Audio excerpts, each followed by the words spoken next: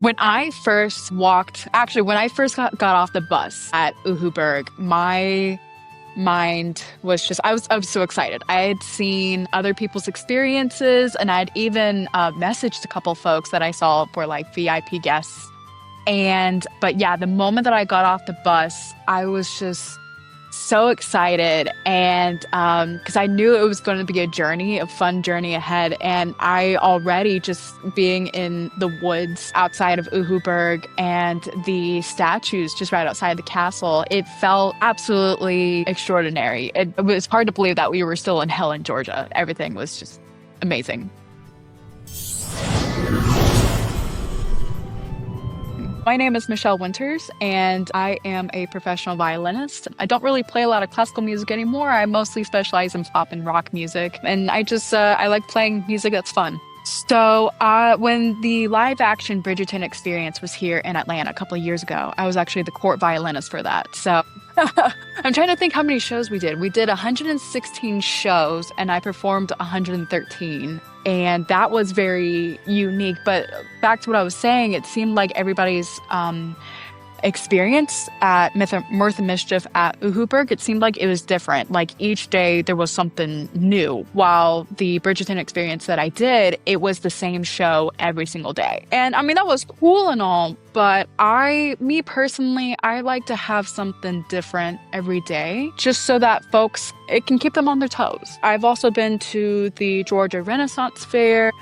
I've done, I'm obviously like rock shows and stuff like that. But yeah, so I've done a couple of immersive events. Something that really jumped out at me was that there was a little bit of everything for everybody. Because I know some folks, they really like a lot of actors, and especially something that really jumped out with me was at Mirth and Mischief, the glow-in-the-dark necklaces. I liked that it gave guests the options of having that interaction or just spectating from afar, because even though being in a very immersive environment, some folks I know that they may be overwhelmed by it all. So being part of it, but without, folks coming up to them and almost bombarding them, I thought that was really nice and really thoughtful. But I also really enjoyed that not only were there live actors walking all around, from the trash nights to the rock men playing in the rock garden. I'm obsessed with them. But I loved all of the puppets and the puppetry around Uhuberg Castle. Loved Twigglenok. I think that was his name. Yeah, the little elf gnome right out front. And also the magnificent dragon. I just loved that there were many different forms of art around the castle, not only the puppets, like I said, and the actors, but I liked that also there was a VR room. I thought that was really cool. I liked that there was live human painting, and it seems like every show there was a different painting being painted on the actor. So I thought that was really cool and really unique. It seemed like everybody's experience was different, and I really liked that.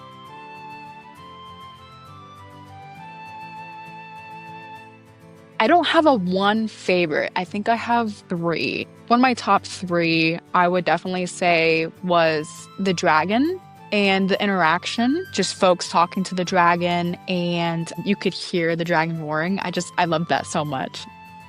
I loved Freebird's performance. I loved that he incorporated a lot of pop songs that people would recognize, but in a really cool modern R&B fashion. I loved that Freebird had this really cool, like, mystic owl vibe to him, even the white dreads. It was just beautifully done, and I'm so obsessed, was blown away how talented he was from both the beginning and even the end with the light show. And finally, I'm a huge sucker for fire performers. I think there's a lot of skill and a lot of talent and a lot of bravery that it takes to be able to perform with fire. And I loved how thorough of a show it was at the very end. So I loved the theme, light overcoming darkness. I thought that that is such a powerful theme, and people don't recognize that they need to be reminded of this, especially during these times. I loved also at the very end, everybody had the little light up rings and just got to,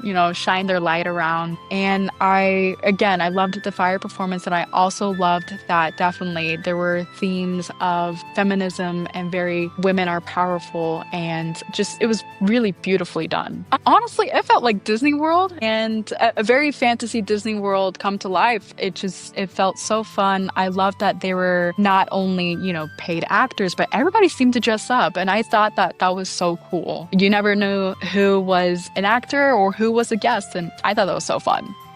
Very immersive. I was so thrilled to see Kelly's vision come to life and hearing her background, that she had been planning an event like this for such a long time. And I don't think people realize how much bravery and courage it takes to have an idea that you've cultivated for years and to finally see it come to life is just absolutely beautiful. And I loved that this happened for Kelly, especially since Kelly is such a sweet woman and absolutely brilliant. And I've seen her take creative ideas, other people's creative ideas, and have them come to life. And so to now see something of hers become a reality, it makes me so happy for her. And I was really excited I got to be a guest and enjoy it. I absolutely loved my experience at Mirth and Mischief. And you bet the moment that tickets go on sale, I am getting myself and all of my friends tickets because it was such a fun experience. And I can't wait to attend again.